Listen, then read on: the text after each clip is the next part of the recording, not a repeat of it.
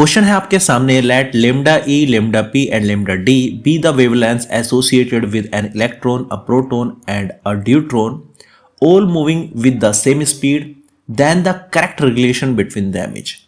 देखो सबसे पहले जब आपके सामने क्वेश्चन आए, इसमें पूछा गया है तीन अलग अलग पार्टिकल है, एक इलेक्ट्रॉन है, एक प्रोटॉन है, एक ड्यूट्रॉन है, वेवलेंथ दे दी गई है इनकी तीनों की और तीनों सेम स्पीड से चल रहे हैं, यानी v का भी जिक्र है यहाँ पे।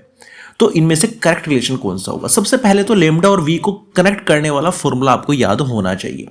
तो लेमडा की वैल्यू होती है h/mv।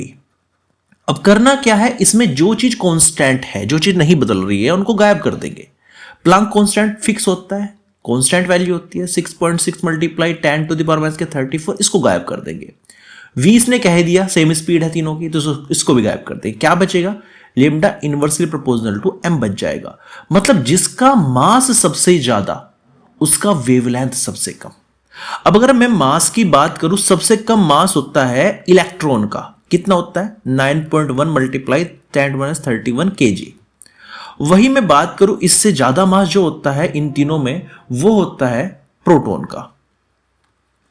तो और जो वैल्यू होती है मास ऑफ प्रोटॉन की होती है 1.67 इंटू 10⁻⁻27 kg।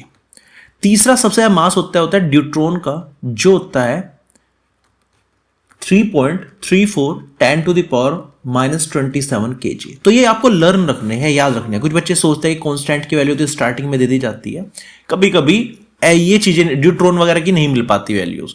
तो कोशिश करना ये कांस्टेंट वैल्यूज आप याद करके चले। सबसे ज्यादा ड्यूट्रॉन का मास होता है, कितना होता है देख लीजिएगा।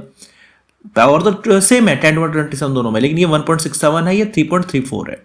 अब लेमडा इसका उल्टा हो जाएगा, मतलब इलेक्ट्रॉन की वेवलेंथ सबसे ज्यादा, प्रोटॉन की उससे कम, और सबसे कम हो जाएगी ड्यूट्रॉन की। तो इसके हिसाब से यहां पर आपको बी ऑप्शन सही लगाना पड़ेगा। तो बी ऑप्शन यहां पर सही है। एक बात का और ध्यान रखना, जिसकी मास सबसे कम होगा उसकी वेवलेंथ सबसे ज्यादा होगी, हमेशा याद रखना। ये दोनों आपस में इनवर्सली प्रोपोर्शनल है। तो मास सबसे कम था इलेक्ट्रॉन का, तो इसका वेवलेंथ सबसे ज्यादा होने वाला है। और मास जो ड्यूट्रॉन का था वो सबसे ज्यादा है, इसलिए इसकी वेवलेंथ सबसे ज्यादा था, वेवलेंथ सबसे कम होने वाली है।